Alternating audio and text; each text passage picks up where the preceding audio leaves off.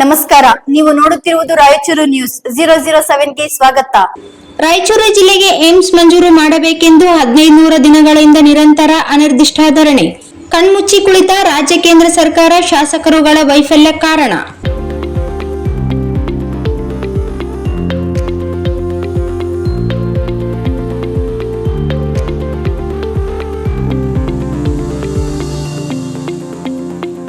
ಸಿಂಧನೂರು ರಾಯಚೂರು ಜಿಲ್ಲೆಗೆ ಏಮ್ಸ್ ಮಂಜೂರು ಮಾಡಬೇಕು ಎಂದು ಸುಮಾರು 1500 ದಿನಗಳಿಂದ ನಿರಂತರವಾಗಿ ನಡೆಯುತ್ತಿರುವ ಅನಿರ್ದಿಷ್ಟ ಧರಣಿ ಸತ್ಯಾಗ್ರಹ ನಡೆಸಲಾಗುತ್ತಿದೆ. ಆದರೆ ಇಲ್ಲಿಯ ತನಕ ರಾಜ್ಯ ಸರ್ಕಾರ ಯಾವುದೇ ನಿರ್ಧಾರವನ್ನು ತೆಗೆದುಕೊಂಡಿಲ್ಲ. ತಾಲೂಕಿನ ವಿವಿಧ ಸಂಘಟನೆಗಳು ಆಗ್ರಹಿಸಿದರು.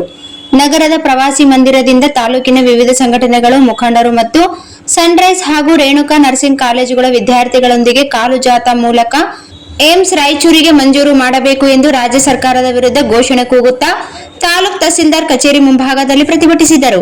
ನಂತರ ಪ್ರತಿಭಟನೆ ಉದ್ದೇಶಿಸಿ ಮಾತನಾಡಿದ ಏಮ್ಸ್ ಹೋರಾಟ ಸಮಿತಿ ಸಂಚಾಲಕರಾದ ಡಿಎಚ್ ಕಂಬಳಿ ಅವರು, ರಾಯಚೂರು ಜಿಲ್ಲೆಯಲ್ಲಿ 1500 ದಿನಗಳಿಂದ ನಿರಂತರವಾಗಿ ನಡೆಯುತ್ತಿರುವ ಅನಿರ್ದಿಷ್ಟ ಧರಣಿ ಸತ್ಯಾಗ್ರಹಕ್ಕೆ ಬೆಂಬಲ ಸೂಚಿಸಿ ಮಹತ್ವಾಕಾಂಕ್ಷಿ ಜಿಲ್ಲೆಯಾದ ರಾಯಚೂರಿಗೆ ಏಮ್ಸ್ ಮಂಜೂರು ಮಾಡಲು ಹಾಗೂ ಹಿಂದುಳಿದ ರೋಗಿ ಪೀಡಿತ ಪ್ರದೇಶವಾಗಿದ್ದು ಸಂವಿಧಾನದ 371(ಜೆ) ವಿಧಿಯ ಅಡಿಯಲ್ಲಿ ವಿಶೇಷ ಸ್ಥಾನಮಾನ ಪಡೆದಿರುವ ಕಲ್ಯಾಣ ಕರ್ನಾಟಕ ಭಾಗದಲ್ಲಿ ಐಐಟಿ ಸ್ಥಾಪಿಸಲು ಒತ್ತಾಯಿಸಲಾಗಿದೆ ಎಂದರು.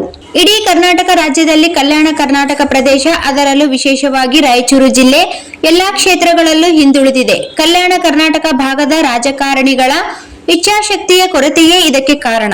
ಈ ಪ್ರಾದೇಶಿಕ ಅಸಮಾನತೆಯನ್ನು ಹೋಗಲಾಡಿಸುವ ಹಿನ್ನೆಲೆಯಲ್ಲಿ ಡಾಕ್ಟರ್ ಡಿ.ಎಂ. ನಂಜುಂಡಪ್ಪನವರ ವರದಿಯಲ್ಲಿ ರಾಯಚೂರಿನಲ್ಲಿ ಭಾರತೀಯ ತಂತ್ರಜ್ಞಾನ ಸಂಸ್ಥೆ ಐಐಟಿ ಸ್ಥಾಪಿಸಲು ಪ್ರಮುಖ ಶಿಫಾರಸು ಮಾಡಲಾಗುತ್ತದೆ.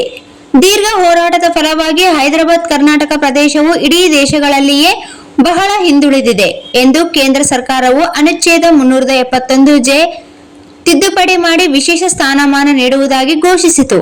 ನಮ್ಮ ಪ್ರದೇಶದ ಸರ್ವಾಂಗೀಣ ಅಭಿವೃದ್ಧಿಗೆ ರಾಜ್ಯ ಮತ್ತು ಕೇಂದ್ರ ಸರ್ಕಾರಗಳು ಬದ್ಧವಾಗಿಲ್ಲ, ಕೇವಲ ಘೋಷಣೆಗಳಿಗೆ ಮಾತ್ರ ಸೀಮಿತವಾಗಿರುವುದು ಖಂಡನೀಯ. ದೀರ್ಘಕಾಲದ ಹೋರಾಟಕ್ಕೆ ತಾವು ಸ್ಪಂದಿಸಿ ಕರ್ನಾಟಕ ರಾಜ್ಯದ ರಾಯಚೂರಿನಲ್ಲಿ ಅಖಿಲ ಭಾರತ ವೈದ್ಯಕೀಯ ವಿಜ್ಞಾನ ಸಂಸ್ಥೆಯನ್ನು ಏಮ್ಸ್ ಸ್ಥಾಪಿಸುವುದಾಗಿ ತಕ್ಷಣ ಘೋಷಿಸಬೇಕೆಂದು ತಾಲೂಕ್ ತಹಸೀಲ್ದಾರ್ ಅವರ ಮೂಲಕ ಕೇಂದ್ರ ಸರ್ಕಾರದ ಮಾನ್ಯ ಗೌರವಾನ್ವಿತ ಪ್ರಧಾನಮಂತ್ರಿ ನರೇಂದ್ರ ಮೋದಿ ಅವರಿಗೆ ಮನವಿ ಪತ್ರ ಸಲ್ಲಿಸಿ ಒತ್ತಾಯಿಸುತ್ತೇವೆ ಎಂದು ಹೇಳಿದರು. ಈ ಹೋರಾಟದಲ್ಲಿ ವಿವಿಧ ಸಂಘಟನೆಗಳ ಮುಖಂಡರು ಹಾಗೂ ವಿವಿಧ ನರ್ಸಿಂಗ್ ಕಾಲೇಜುಗಳ ಪ್ರಾಚಾರ್ಯರು ಮತ್ತು ವಿದ್ಯಾರ್ಥಿಗಳು ಭಾಗವಹಿಸಿದ್ದರು.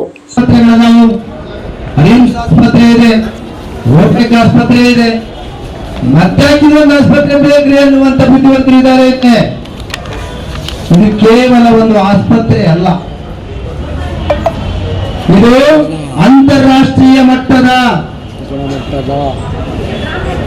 ಮೆಡಿಕಲ್ ನಾಲೆಜ್, ವೈದ್ಯಕೀಯ ಜ್ಞಾನವನ್ನು ಕೊಡುವಂತಹ ವಿದ್ಯಾಸಂಸ್ಥೆ, ವಿಶೇಷವಾಗಿರುವಂತಹ ಸಂಶೋಧನೆಗಳನ್ನ ಮಾಡುವಂತಹ ಸಂಸ್ಥೆ. ಇಲ್ಲಿ 19 ವಿಭಾಗಗಳಿರ್ತಾರೆ. ಈ ಆಸ್ಪತ್ರೆ, ಈ ಸಂಸ್ಥೆಯಿಂದ MBBS, MS, PhD ಹಲವು ಮಲ್ಟಿ ಸ್ಪೆಷಾಲಿಟಿಯನ್ನ ತಯಾರು ಮಾಡುವಂತ ವಿದ್ಯಾಸಂಸ್ಥೆ ಇದು, ಸಂಶೋಧನಾ ಸಂಸ್ಥೆ ಇದು.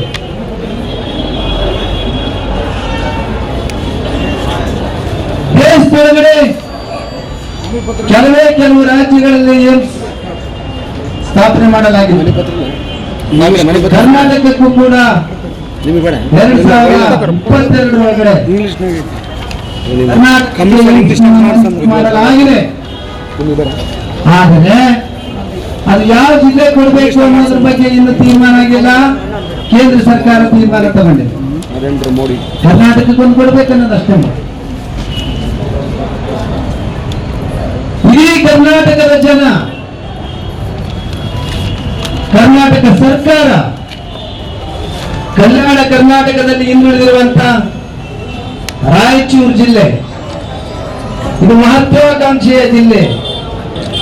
ನಂಜುಂಡಪ್ಪ ವರದಿಯ ಪ್ರಕಾರ ಅತ್ಯಂತ ಹಿಂದುಳಿದ ಜಿಲ್ಲೆ.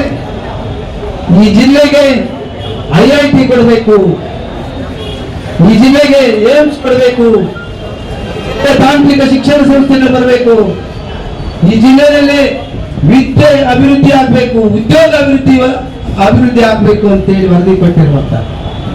ಅದರ ಭಾಗವಾಗಿನೇ ಇವತ್ತು 371 ಜಾರಿಯಾಗಿರುವಂತ 371 ಜಾರಿಯಾಗಿದೆ.